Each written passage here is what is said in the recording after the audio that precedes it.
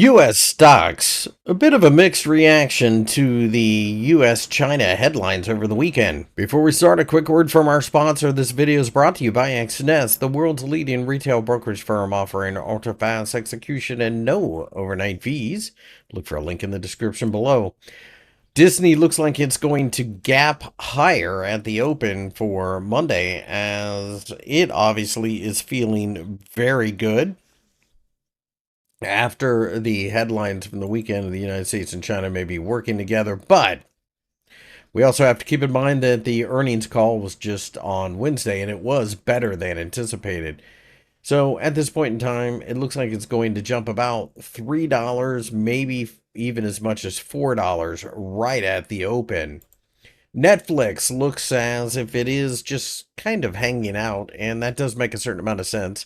The market had shot straight up in the air for a while, so you would anticipate that there would be a little bit of digestion sooner or later. So with that, I think you have to really start to see the idea of perhaps trying to work off some of the excess froth and then build another case to go higher.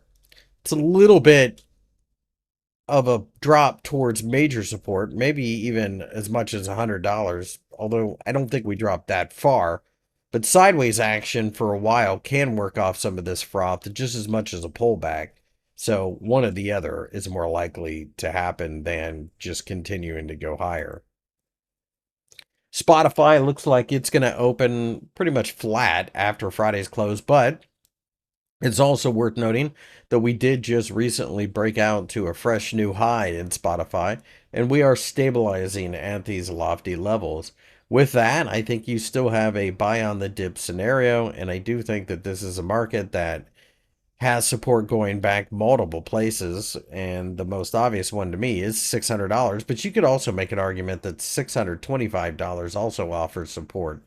If you look at the W pattern that we formed at the top here, you can make an argument for a move towards $800, but that would take some time to get there. Again, I think this is a buy on the dip type of market. It certainly is strong. Or we could go sideways and then just take off from there. I have no interest whatsoever in getting short. My name's Chris. I work for FXEmpire. If you enjoyed the video, give me a thumbs up and subscribe to the channel for more analysis.